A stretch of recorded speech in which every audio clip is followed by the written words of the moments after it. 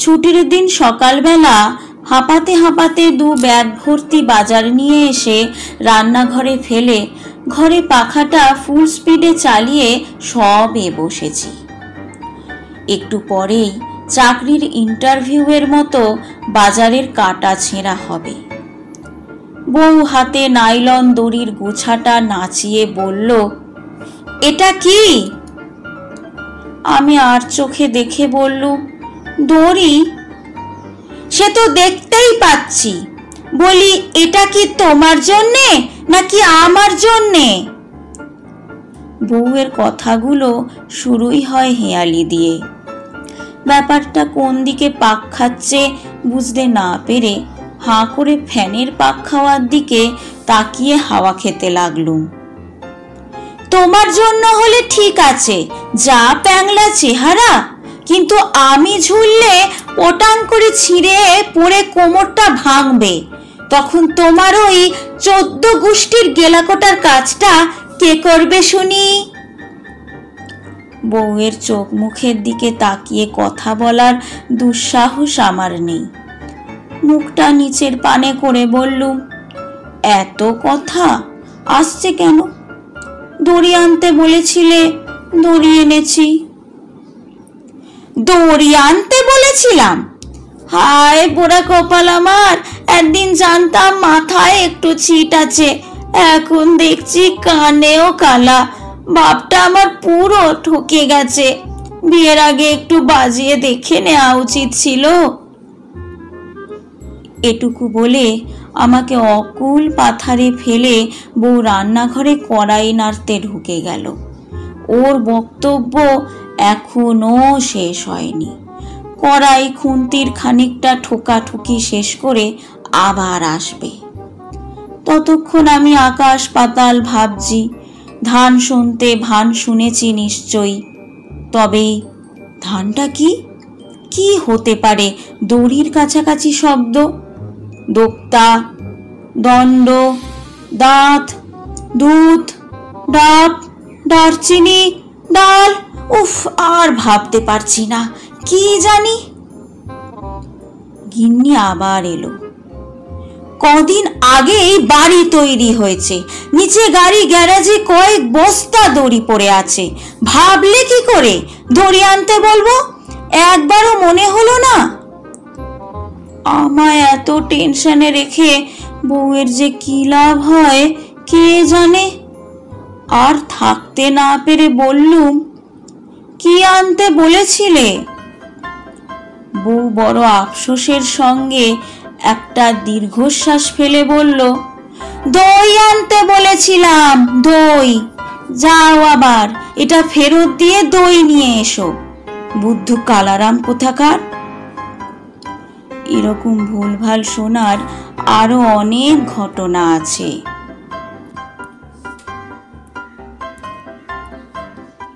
বাজারের লিস্ট হাতে নিয়ে নিচের গ্যারেজ থেকে সাইকেলটা বার করছি। বউ উপর থেকে চিল্লে বলল, কাকের পালক নিয়ে আসবে। মেয়ের স্কুলের কত রকম বায়না। প্রজেক্টের নাম করে বাপ মাগুলোকে নাকানি চোবানি খাওয়ায়। বাজারের রাস্তায় ইলেকট্রিক তারে বা বাড়ির কার্নিশে কাক দেখলেই দাঁড়িয়ে পড়ছি। 2-1টা পালক ডানা খুলে যদি খসে পড়ে। ভোম্বলদাকে বাজারের লিস্টটা ধরিয়ে দিয়ে যখন দেখলাম আশেপাশে কাকের পালকের কথা শুনে হাসার মতো লোক নেই, বলবো কি বলবো না করতে করতে শেষে বলেই ফেললাম, ভোম্বলদা, কাকের পালক কোথায় পাই বলো তো? ভোম্বলদা পটল বাছা থামিয়ে হাঁ করে খানিক তাকিয়ে বলল, কালীতলার পাশে অসত্য গাছটার নিচে দেখতে পারেন। যত রাজ্যের কাক ওই গাছটায় থাকে। মনের মধ্যে অনেক আশা নিয়ে কালীতলায় গেলাম। অনেক খুঁজে একটা ছোট পালক পেলাম। পূজারি বটব্যাল কাকা আমায় চেনে। দূর থেকে দেখেই বলল, কি ভাইপো, কি খুঁজছো? আমি পালকটা দেখিয়ে বললুম, দেখুন তো এটা কাকের কিনা। উনি বললেন, কাকের পালক খুব শক্তভাবে এঁটে থাকে, ঝরে না। এটা কোকিল ছানার হবে। আমি ওটাকেই একটা কাগজে মুড়ে পকেটে পড়লাম। কদিন আগে পায়রার ডিম আনতে বলেছিল স্কুল থেকে, না পেয়ে একদম ছোট দেখে একটা মুরগির ডিম নিয়ে গিয়েছিলাম। বউ দূর থেকে দেখেই বলে দিয়েছিল ওটা পায়রার নয়, মুরগির। এই ব্যাপারে বউয়ের জ্ঞান 16 আনা। আজ কি ধরতে পারবে? মনে মনে যথেষ্ট সংশয় আর শঙ্কা নিয়ে বাজারের ব্যাগটা মেঝেতে ঢেলে পালকটা বউয়ের হাতে দিয়ে বললাম, এই নাও তোমার কাকের পালক। বউ ওটা ছুঁড়ে ফেলে দিয়ে বলল, ছি ছি ছি ছি ছি, বেবুদ্ধি মিনসে বুড়ো ভাব, সকালবেলা কাকের পালক ছোঁয়ালে, আবার চান করতে হবে। আমি আমতা আমতা করে বললাম, তুমি যে বললে কাকের পালক আনবে।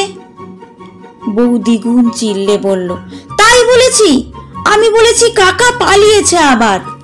কানের মাথায় ঝেঁটা তোমার, কি শুনতে কি শোনো।